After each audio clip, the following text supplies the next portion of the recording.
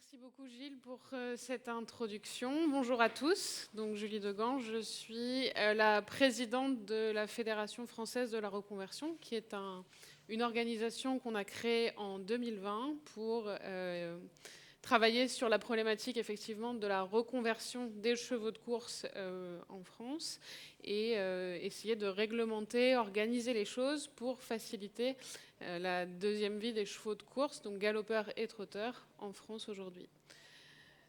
Donc en termes de sujet, aussi parce que les présentations vous sont transmises à l'écrit, j'ai remis quand même un sommaire où je pense qu'il est important de faire un focus sur le cheval athlète. Aujourd'hui, on parle beaucoup, nous, en France, du cheval de course. La reconversion, quand on en parle, c'est en général à propos du cheval de course, mais ça concerne aussi le cheval de sport, une fois que sa carrière s'achève. Et comme le disait le docteur Bourreau juste avant moi, le cheval de club aussi. La reconversion du cheval de club, c'est aussi une étape importante. Donc la reconversion en tant que telle, c'est une transition, c'est une étape qui est indispensable à la bonne vie, à la bonne suite de la vie du cheval, puisque ça lui permet de passer d'une carrière à une seconde carrière, qu'elle soit en loisir, en balade ou simplement en retraite, puisque même pour la retraite, cette transition, elle est indispensable. Ensuite, on fera un état des lieux de la filière en France que je connais mieux, avec donc le soutien qu'on a aujourd'hui des sociétés mères des courses par rapport aux chevaux réformés de course, donc le Trotteur français qui est la société mère du trot, et France Gallo, qui s'engagent tous les deux avec des programmes assez forts pour améliorer la qualité de vie des chevaux de course et veiller à l'optimisation du bien-être des chevaux, que ce soit à l'entraînement ou à l'hippodrome. Donc l'illustration par cette mobilisation pour le bien-être animal. Et enfin, on finira par la Fédération française de la reconversion. Pourquoi on l'a créée? Où est-ce qu'on en est aujourd'hui? Et quels sont les projets pour demain? Donc le cheval athlète, en tant que tel, c'est un cheval qui est défini par la régularité du travail mis en comparaison avec les recherches de performance qu'il a. C'est-à-dire que votre cheval, il devient un athlète à partir du moment où il est entraîné, qu'il soit entraîné pour le sport, qu'il soit entraîné pour le loisir, qu'il soit entraîné pour la course. Ce travail qui est fait, il est fait par un fractionnement du travail du cheval. Donc on choisit de le faire plus ou moins régulièrement, plus ou moins intensément. En général, on préconise une alternance entre des temps d'effort importants et des temps de récupération qui permettent au cheval en fait, d'intégrer aussi ce qu'il a appris. Et donc cette mise en place d'un programme adapté permet le développement des aptitudes du cheval en fonction de ses objectifs de valorisation. Valorisation, c'est optimiser ce qu'il va faire demain. Une valorisation d'un cheval de loisir pour être un cheval de club, c'est aussi une valorisation, puisqu'en fait ça lui donne les compétences et les aptitudes nécessaires, et pas que des aptitudes physiques, des aptitudes aussi mentales, pour pouvoir accepter son environnement, se sentir bien, s'épanouir dans ce qu'on lui demande de faire au quotidien. Donc l'entraînement, c'est vraiment considéré comme un amplificateur des capacités du cheval. Quand le cheval arrive, que ce soit en cheval de sport, en cheval de course ou en cheval de loisir pour le club, on commence par constater les aptitudes naturelles du cheval, qu'est-ce qu'il est capable de faire, qu'est-ce qu'il aime faire, dans quoi est-ce qu'il se sent bien, et ensuite on l'entraîne pour amplifier ses aptitudes naturelles, ses capacités. Donc, j'ai repris une citation du docteur vétérinaire Emmanuel Van Aer qui dit « Il faut du temps au cheval pour développer ses gestes techniques et que ses muscles s'adaptent ». Ça, c'est un fait. En l'occurrence, elle compare dans son étude un cheval de saut d'obstacle et dressage pourra commencer les grands prix vers 9 ans, physiquement. Donc on ne parle pas de si l'entraînement est prêt ou pas, mais elle parlait de la composition physique du cheval, s'il est prêt à le faire, contrairement à un cheval de course qui, lui, peut débuter très jeune. Cette analyse est faite parce que ce qui est demandé au cheval de course, en l'occurrence, c'est de courir plus vite, de courir intensément. Et donc, on le verra un peu plus précisément plus tard, mais on n'est pas dans une recherche de gestes techniques ou de gymnastique particulière. On est sur une optimisation de l'attitude naturelle du cheval. Donc le cheval de sport en tant que tel, c'est un cheval qui a quand même une planification de l'entraînement très forte aujourd'hui pour... moi, je connais un petit peu mieux la discipline du complet, mais a priori sur le CSO et le dressage, c'est pareil. L'entraînement demande une fréquence et une régularité très intense. et le volume pour préparer des échéances est assez important. L'IFCE, donc l'Institut français du cheval et de l'équitation, fait une étude en fait qui reprend ce temps d'entraînement et donc le définit avec 50% du temps qui est vraiment pour l'entraînement, la préparation sur la progression totale de la saison, 30% pour de la pré-compétition par rapport à l'objectif, 15% pour vraiment aller sur l'objectif de compétition du cheval sur l'année, et 5% c'est de la récupération. En fait, le plus gros volume de l'entraînement du cheval, que ce soit, et on retrouvera à peu près la même chose pour la course, c'est vraiment de l'entraînement, de la préparation à l'échéance. Et donc tout ça, c'est dirigé par la définition de l'objectif de la carrière du cheval. Aujourd'hui, est-ce que mon cheval, je le prépare pour une compétition club? Est-ce que je le prépare pour une compétition internationale? Est-ce que je le prépare pour une course en particulier? Et dans combien de temps aura lieu cette échéance? Est-ce que je le prépare pendant 15 jours? Est-ce que je le prépare pendant 6 mois?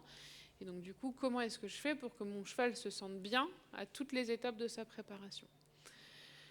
Le cheval de course, quant à lui, a également donc ce besoin de travail et de régularité. Contrairement au cheval de sport, on est effectivement sur des chevaux qui sont en général pour la préparation initiale plus jeunes et qui ont besoin de beaucoup de répétitions. On répète un travail, on optimise l'entraînement par la durée, la vitesse et on prend souvent en compte la configuration du terrain et la qualité du sol. C'est-à-dire que le cheval de course ne court pas entre guillemets à fond les ballons tous les jours. C'est pas vrai. Que ce soit des trotteurs ou des galopeurs, ils ont des moments où ils ont des entraînements un peu plus intenses en fonction de leurs échéances, et ensuite ils ont des entraînements de fond, où en fait ils sont absolument pas mis à l'effort, mais où c'est simplement de la répétition. Donc cette forme de l'intensité et du travail est caractérisée par la vitesse constante ou modulée du cheval de course, c'est-à-dire que quand on lui demande d'être sur un galop sans accélération, pour lui c'est un galop de routine. Ou un trotteur qui fait ce qu'on appelle nous la promenade, un trotteur qui va faire son tour de trot tranquillement. Un galopeur qui va faire par contre des accélérations, c'est un galopeur qui va augmenter son intensité physique et sa capacité à répondre à l'échéance. Le trotteur qui lui va passer en entraînement ou en jogging va faire des accélérations, des augmentations de son intensité physique pour être prêt pour l'effort qu'on lui demande. Pour ce qui est du trotteur, justement, ils ont donc ce qu'on appelle le test d'aptitude, donc que Gilles a évoqué tout à l'heure, qui est ce qu'on appelle les qualifications, qui permettent de définir si le cheval a les aptitudes ou non pour rentrer dans le système course. S'ils ne sont pas qualifiés, ils ne peuvent pas participer aux courses. Et donc c'est aussi tout un système qui est à la fois fait pour sélectionner les chevaux, mais aussi pour préserver leur intégrité. Un cheval qui n'est pas prêt à courir dans le trot ne pourra pas accéder aux courses si vraiment physiquement il n'est pas prêt à encaisser ou à tenir le travail qui lui est demandé. Et dans le galop, on a plutôt un programme adapté à l'âge du cheval, c'est-à-dire que les courses de 2 ans, le programme a été réfléchi, construit, également pour préserver l'intégrité des chevaux, c'est-à-dire que les courses d'obstacles ont des conditions spécifiques. Le cheval doit être un peu plus âgé, il doit avoir fait un parcours en particulier, et les courses de 2 ans sont plus courtes, moins intenses, pour répondre aux aptitudes physiques du cheval à cet âge-là. Donc, comme je vous disais tout à l'heure, le travail évolutif, lui, du trotteur, se fait en 3 phases. Il y a la promenade, qui est au pas ou au trot, mais de manière très, entre guillemets, détendue, qui correspond plutôt à de l'entretien. Le jogging, qui, lui, est plus cadencé sans atteindre la vitesse. Et le travail vraiment qui permet de rentrer dans la vitesse maximale.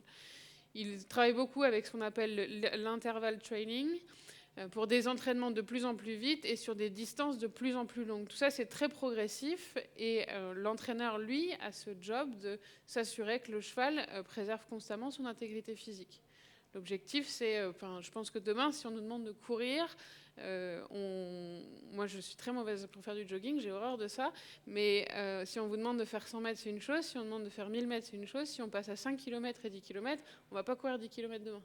Par contre, en travaillant, je pense qu'on est tous plus ou moins capables, en tout cas, d'augmenter notre capacité à courir de plus en plus loin ou de plus en plus vite. L'endurance, elle est travaillée par l'augmentation de la distance. Et aujourd'hui, dans les programmes d'entraînement, il y a une que ce soit en galop ou en trot, il y a un attrait particulier qui est donné à la forme mentale du cheval, où en fait on répète le programme, mais on fait surtout des périodes de repos, dans le sens où le cheval ne se retrouve pas à l'effort, donc il va faire plutôt ce qu'on appelle des galops tranquilles, des promenades, enfin des choses où en fait le cheval se sent bien et pas bousculé. Et le but, c'est de préserver son envie de courir, son envie d'avancer. Donc le galopeur, lui, a un programme adapté avec des âges, parce que du coup, il n'y a pas ce système de qualification. En revanche, la course est considérée, en tout cas au galop, par l'activité naturelle du jeune cheval. Donc en fait, on part du principe qu'on essaye d'améliorer leur activité naturelle. Aujourd'hui, pour participer à une course de plat par rapport à une course d'obstacles, il faut peu d'apprentissage, ou même par rapport à un concours, hein, mais il faut vraiment trouver la façon d'exprimer les capacités naturelles et la capacité à porter un cavalier pour les très jeunes chevaux. Le cheval de club, lui, rentre aussi dans cette catégorie de cheval athlète, même si on ne lui demande pas une intensité dans la vitesse ou le saut d'obstacle de haut niveau.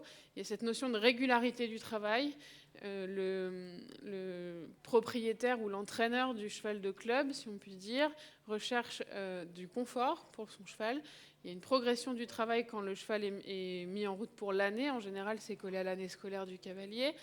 Et la plupart des clubs aujourd'hui prévoient aussi un temps de repos sur l'été ou une rotation sur les chevaux pour qu'ils aient cette période de tranquillité et qu'ils gardent le moral pour leur travail. Aujourd'hui, le cheval de club, on lui demande une polyvalence importante et de tolérer et d'accepter et de bien vivre, entre guillemets, le contact avec son cavalier, quel que soit le moment où le cavalier arrive. C'est assez particulier parce que, par exemple, le cheval de course, il est plutôt entraîné le matin. Il a l'habitude d'être sollicité le matin et d'être tranquille l'après-midi. Le cheval de club, il est un peu sollicité en fonction des jours quand il y a besoin de lui. Donc c'est quelque chose aussi qui est de plus en plus pris en compte pour que ce cheval athlète aussi dans sa catégorie puisse performer et être à l'aise. Donc la performance du cheval de club est mise en corrélation avec les objectifs de chaque cheval et surtout en fonction des attentes du cavalier. Aujourd'hui, les clubs sont obligés d'adapter leur cavalerie en fonction des attentes. Donc un cheval qui était plutôt orientation CSO, il peut se retrouver à faire de l'équifun ou un ride and bike d'un seul coup parce que les cavaliers sont demandeurs et que du coup le club a aussi besoin de pouvoir avoir cette polyvalence sur les chevaux. Pour recentrer du coup, maintenant du cheval athlète, on va parler de la reconversion. La reconversion, c'est une étape que nous, on connaît bien pour le cheval de course et le galopeur et le trotteur.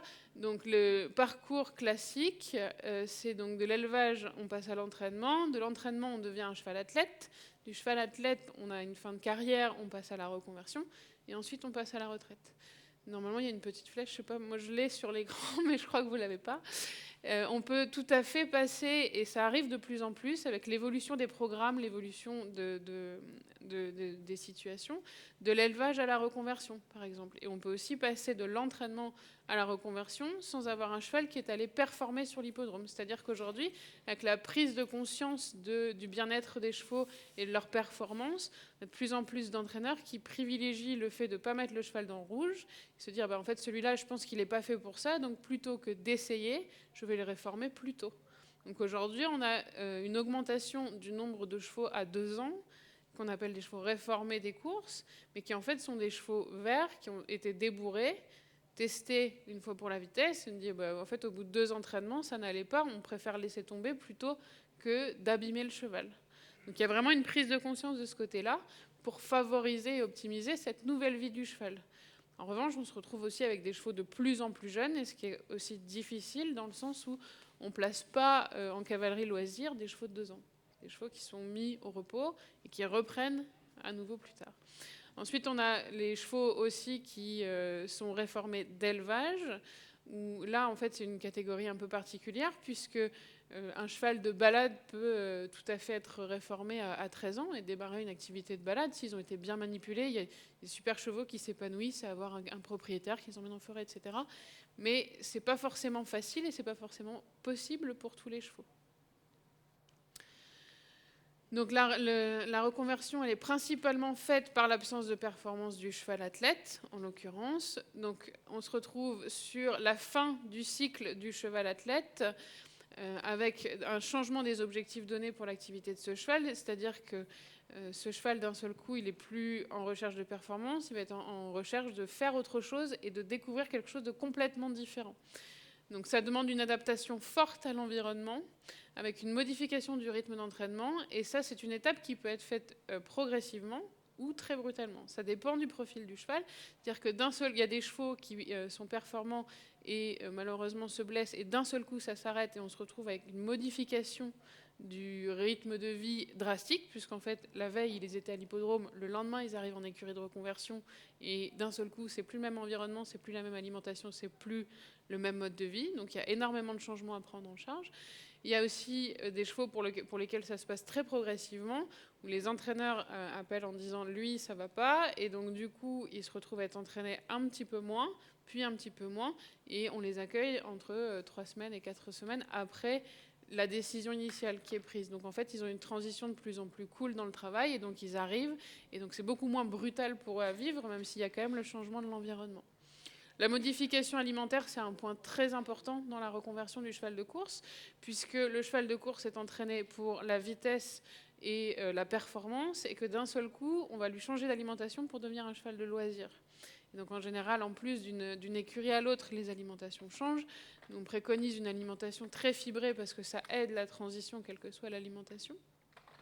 Mais c'est très difficile à vivre pour le cheval qui se retrouve d'un seul coup très entraîné à très peu entraîné, avec une alimentation moindre. Donc la réforme du cheval de course en tant que telle, elle est faite pour différents profils de chevaux. On a le cheval qui est dit trop lent ou manquant d'envie pour la course. Donc c'est un cheval qui, en soi, peut avoir une baisse de morale ou une baisse de forme physique, mais qui n'a pas d'atteinte à son intégrité physique en tant que telle. Ensuite, on a le cheval réformé des courses en fin de carrière. Donc en général, c'est un profil un peu plus âgé, qui a entre 8 et 11 ans, qui a fait une très belle carrière course, qui aussi a des habitudes très ancrées, en fait, qui a son mode de vie, qui s'y sent bien, qui est épanoui, qui a ses repères, et qui malheureusement arrive à un âge où il peut plus continuer à courir. Ensuite, on a le cheval réformé des courses sur blessure avec un pronostic favorable. Donc ça, c'est assez fréquent. Des chevaux avec des tendinites légères qui ont besoin de repos, des fractures non déplacées qui se remettent très bien, des chevaux qui ont besoin d'une phase de convalescence avant d'être remis en route, mais qui ont un bon pronostic vétérinaire. Donc ça veut dire qu'on est suivi à chaque étape du processus, mais qu'on sait qu'à la fin, normalement, le cheval pourra récupérer une activité physique normale.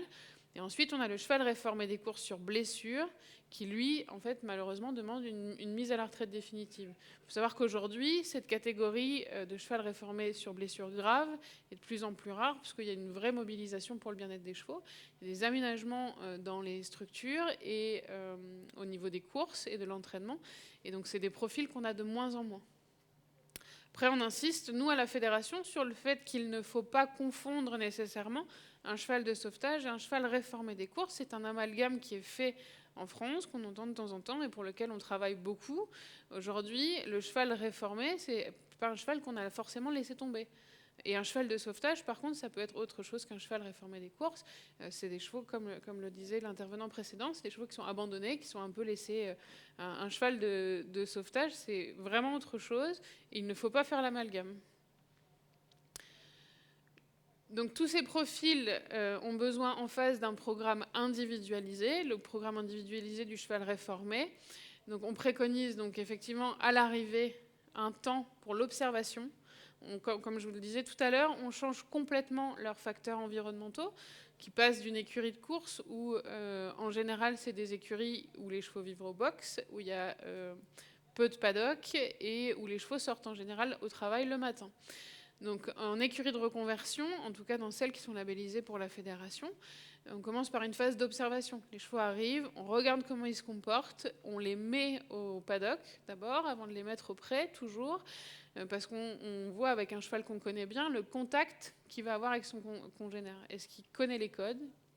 Est-ce qu'il sait vraiment ce qu'il fait là ? Parce qu'en fait, on a des chevaux qu'on met au paddock qui restent devant la porte. Ils disent « mais je comprends pas, qu'est-ce qu'on fait ? On attend ». Donc au bout d'une journée, il a attendu. Et puis le deuxième jour, en général, il va un peu s'attacher à son copain, dire tiens, lui, il se promène un peu, c'est-à-dire que c'est ça qu'il faut faire. Troisième jour, ça va mieux. Et enfin, quatrième, cinquième jour, commence à avoir un cheval qui va faire le tour du paddock. Alors c'est pas une généralité, mais c'est des choses qui arrivent parce que dans les chevaux qui ont été à l'entraînement très tôt, ils n'ont pas forcément gardé les codes puisqu'ils ont eu des nouveaux codes assez vite dans leur vie. Une fois que cette phase de paddock est intégrée, on va plutôt privilégier une vie en groupe, c'est-à-dire voir dans un troupeau auprès. Alors nous, on a des troupeaux de 4 pour pas que le cheval se sente débordé. Et en général, le copain avec qui il a été pendant 3-4 jours ou 5 jours, eh bien, il va intégrer le troupeau avec lui. Donc il a déjà un cheval de référence, il se retrouve dans un troupeau. Alors il y en a qui le vivent très bien, il y en a qui connaissaient déjà les codes et il n'y a pas de problème. Et puis il y en a qui sont un peu sur la retenue, donc quand on va les nourrir, c'est un peu le dernier à manger, ils ne comprennent pas, etc. Donc il faut prendre le temps pour que ces étapes-là soient acquises, parce qu'en fait, si votre cheval n'est pas disponible mentalement et qu'il ne se sent pas bien dans son environnement, sa reconversion, elle ne va pas bien se passer. Ensuite, donc une fois que la vie en groupe elle est analysée et qu'on se rend compte effectivement que le cheval est bien dans ses sabots, qu'il commence à prendre ses marques, comme on dit, qu'il a posé ses valises, on peut regarder son comportement en main. Nous, on les manipule, on les rentre au box, on les travaille à pied, on regarde un peu si effectivement ils ont le respect de l'espace avec le cavalier ou la personne en main. Est-ce qu'ils sont stressés? Est-ce qu'il y a de l'anxiété quand on va les chercher? Est-ce qu'il y a de l'anxiété quand ils sont séparés des autres? Une fois que ce comportement en main est plutôt positif et qu'on sent que le cheval est prêt, on peut démarrer ce qu'on appelle l'évaluation de l'intégrité physique du cheval. Ça suppose qu'on est sur un programme individualisé type pour un cheval qui n'a pas été blessé des courses, sachant que nous, quand les chevaux arrivent et qu'ils sont blessés, on a une évaluation vétérinaire à la sortie de l'entraînement. Donc on sait déjà ce qu'il a, on sait il y a un protocole à suivre, et notre vétérinaire peut prendre la suite du vétérinaire qui a sorti le cheval des courses. Donc cette évaluation de l'intégrité physique du cheval, ça passe par le travail en liberté, qui est très intéressant pour voir naturellement comment le cheval se déplace, comment il réagit dans une carrière, etc. Le travail à la longe marche très bien. Et ensuite, effectivement, on pourra éventuellement, en fonction du temps qu'on se donne, c'est-à-dire que ça peut être 1 mois, 2 mois, 6 mois, en fonction du cheval, débuter le travail monté. Et donc ensuite, l'autre phase très importante, c'est l'évaluation du mental du cheval. On peut avoir des chevaux qui ont besoin d'être toujours avec un autre de référence. Donc dans le travail monté, on peut aussi commencer avec le copain qui est aussi monté en même temps. Comme ça, il a toujours son point de repère, il change d'environnement. Les chevaux qui n'ont aucun problème avec ça, qui peuvent être séparés. Et puis, est-ce que le cheval est prêt? Est-ce que le cheval est anxieux? Est-ce que le cheval se pose des questions? Est-ce que le cheval fait confiance à son cavalier? Donc le parcours type d'un cheval réformé, on part de l'achat, puisque les chevaux sont quasiment systématiquement achetés à la sortie de l'entraînement, à la sortie des courses, puisque même si ce sont des chevaux réformés, il n'y a pas de raison, ce sont des chevaux qui ont une valeur. L'éleveur a lui, entre guillemets, investi dans le cheval pour avoir son poulain, l'entraîneur a investi aussi dans son travail, donc c'est normal que ces chevaux soient achetés, on les transporte ensuite dans les écuries de reconversion. Il y a cette phase ou non de convalescence quand elle s'applique. Il y a la phase donc de soins qui va être la phase de convalescence. Ensuite, on a souvent, par contre, pour tous les chevaux, une phase de repos, plus ou moins longue, donc en fonction de leur intégrité physique et de leur intégrité mentale. On va ensuite démarrer ce qu'on appelle la remise en route. Et en fonction donc, de ce qu'on voit en remise en route, on pourra choisir d'orienter le cheval plutôt pour de la balade, du loisir. On a des chevaux de ride and bike qui s'éclatent, donc c'est des activités aujourd'hui diverses et variées qui permettent au cheval de s'épanouir. Et après, on a la partie donc valorisation pour des chevaux qui auraient un peu plus de qualité et qui semblent avoir envie d'apprendre une nouvelle discipline et qui peuvent effectivement performer de ce côté-là. Le cheval ensuite est mis en vente à la Fédération française de la reconversion. On impose effectivement un contrat de vente avec le suivi du cheval. C'est très cadré et pour protéger le cheval dans sa nouvelle vie, et pour protéger le cavalier, et pour protéger l'écurie de reconversion. L'objectif, c'est pas que le cheval soit vendu et puis qu'il disparaisse comme ça chez un nouveau propriétaire et qu'on sache pas ce qu'il devient. L'objectif, c'est qu'il y ait du suivi et quand le cheval part de l'écurie, il se sent bien et parce que le cheval il va rechanger d'environnement, donc il faut avoir un bon dialogue avec son écurie de reconversion, savoir comment ça s'est passé la première fois, est-ce qu'ils ont des astuces. Et en général, plus il y a cette transparence, plus c'est facile de mettre en place la nouvelle vie du cheval chez son nouveau propriétaire. La destination, entre guillemets, du cheval réformé des courses, donc du cheval reconverti, tout d'abord, il a une polyvalence incroyable, que ce soit les pur-sang ou les trotteurs. On les voit aujourd'hui s'épanouir dans les disciplines olympiques de l'équitation qui sont celles du saut d'obstacle, du dressage, du concours complet, mais aussi de plus en plus en balade, puisqu'il y a de la randonnée, de la balade plus ou moins longue. Le trek, qui est une discipline qui se développe beaucoup en France, où on a effectivement de plus en plus de chevaux réformés, et l'équiphone. L'équiphone, c'est un bon exemple dans le sens où le cheval réformé est un cheval mature qui a vu beaucoup de choses. Et en fait, on a des chevaux d'équiphone aujourd'hui qui sont moins surpris quand ils sont des chevaux réformés, contrairement aux idées reçues où le cheval réformé, il va avoir trop d'énergie, etc. Au contraire, là, il regarde, il trouve ça presque un peu surprenant, mais il va pas s'en aller parce qu'il a plus de maturité qu'un cheval qui n'a pas vu tout ça. Pour faire une bonne reconversion, il faut quand même une éthique et une déontologie qui est celle de l'écurie de reconversion. Aujourd'hui, on parle d'une filière qui est en expansion parce que l'objectif, c'est quand même d'accueillir et de suivre ces chevaux réformés des courses et reconvertis dans des conditions optimales. Tout le monde ne peut pas être écurie de reconversion.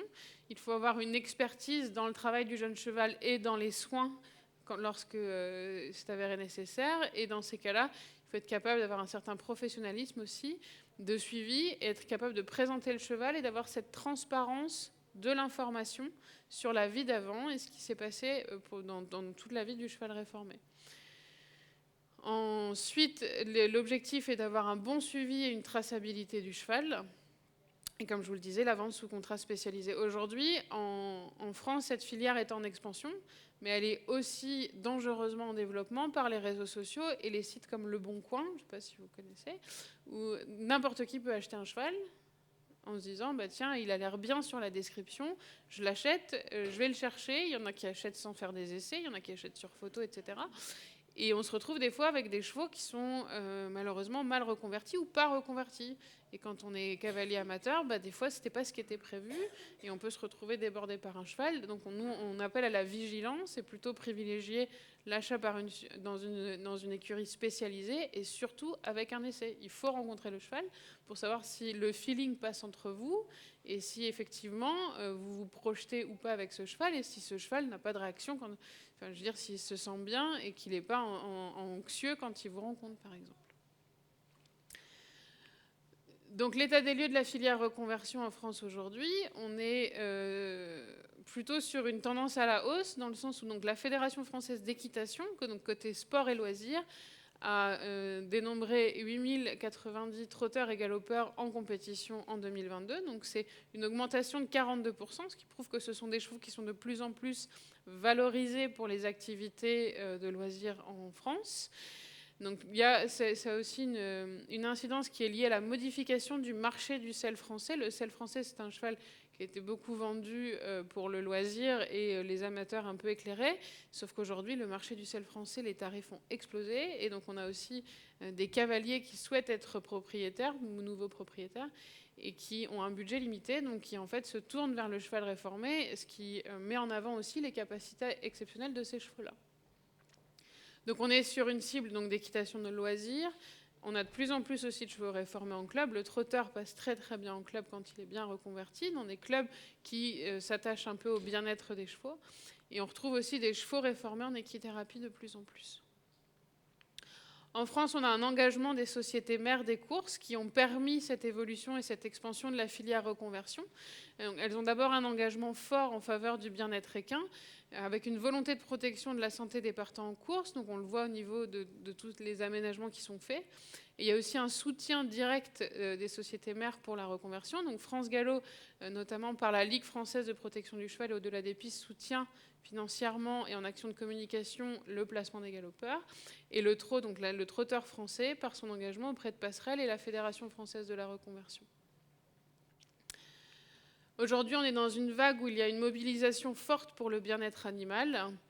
Il y a des actions de communication sur les hippodromes, une sensibilisation auprès des acteurs de la filière course, qui n'est pas toujours facile, puisqu'en fait, Eux, leur objectif, c'est quand même d'entraîner le cheval et de le préparer aux objectifs courses.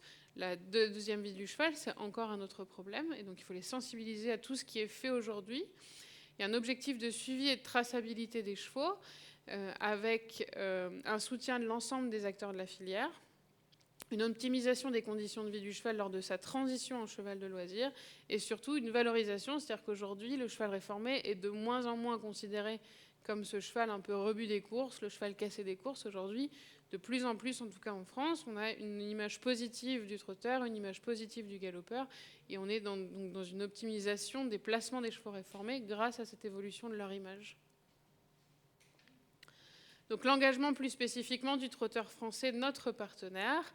Donc il nous engage notamment sur la communication avec un soutien pour des actions sur les hippodromes à destination du grand public. C'est à la fois une façon de faire découvrir les courses de trot au grand public et à la fois une façon de promouvoir la reconversion auprès des professionnels. Il y a un soutien administratif pour la procédure de sortie définitive des courses dans cette idée de protection du cheval dans sa nouvelle vie. Il y a un soutien financier avec le versement d'une prime pour chaque cheval reconverti dans une écurie labellisée pour aider les structures justement de reconversion. Et donc il y a 2 réseaux soutenus en France qui est, comme je vous le disais tout à l'heure, la Passerelle et la Fédération française de la reconversion. Et donc plus spécifiquement, la Fédération française de la reconversion, c'est un regroupement professionnel indépendant qui a mis en place un processus d'affiliation suivi pour valoriser les bonnes pratiques. Ces écuries travaillent dans le respect de la charte du bien-être équin et la charte éthique et déontologique de la Fédération française, qui est un document que nous avons créé pour protéger davantage les chevaux. Il y a une traçabilité du cheval et une vente sous contrat spécialisé et une aide à la mise en place d'une communication pertinente pour les écuries de reconversion. Le but, c'est pas de faire de la communication de masse, c'est de communiquer correctement et de mettre en avant les chevaux tout en ayant ce souci de transparence. On n'est pas là pour cacher une information sur la vie du cheval, on est là pour donner un maximum d'informations pour que le cheval soit le plus épanoui possible par la suite. Donc cette charte éthique et déontologique était très importante à l'évolution de la fédération, puisque bien sûr elle prône le respect de l'animal, mais elle donne aussi une priorité à la santé et au bien-être du cheval, une reconnaissance des besoins individuels de chaque cheval, qui oblige effectivement à prendre le temps de l'observer et de le comprendre, une formation des intervenants par leur professionnalisme et l'expertise, une transparence et donc l'éthique de l'approche du cheval, donc en bien sûr en interdisant de cacher des informations sur le passé du cheval, un suivi et un soutien pour le nouveau propriétaire à l'issue de la reconversion du cheval, la sensibilisation à la reconversion des chevaux de course, que ce soit pour les protagonistes des courses ou le grand public, et une collaboration des écuries de reconversion entre elles dans un réseau professionnel de référence de façon à accueillir les chevaux le plus rapidement possible quand ils sont dans le besoin et travailler ensemble pour que les chevaux ne restent pas entre guillemets sur le carreau. Donc aujourd'hui, on a 14 écuries affiliées en France qui sont sur un mapping un peu corrélé avec là où on trouve le plus de chevaux en France. On a 8 écuries en attente d'affiliation puisqu'on a un processus qui est assez long dans le sens où il y a une demande de candidature et ensuite une évaluation avec un suivi de ce qui est fait avant de donner une affiliation. Et aujourd'hui, on est sur une capacité totale de réseau de 420 chevaux par an. Donc le projet de labellisation pour aider la filière, l'objectif c'est vraiment de travailler de concert avec les autres institutions. On a de plus en plus de demandes pour des chevaux de club ou des chevaux de propriétaires dans des écuries particulières. On a besoin de labelliser ces structures aussi pour s'assurer que le cheval dans sa nouvelle vie se sentira bien et que ses besoins seront pris en compte comme ils l'ont été en écurie de reconversion. Aujourd'hui, l'objectif, c'est de faire évoluer le projet de la reconversion ou la reconversion dans une filière cheval et répondre à la demande des chevaux de loisirs en protégeant les chevaux et donc valoriser l'image des chevaux réformés des courses qui sont en fait, pour la plupart, pas ni des chevaux blessés, ni des chevaux abîmés et plutôt des chevaux prêts à performer dans leur nouvelle vie.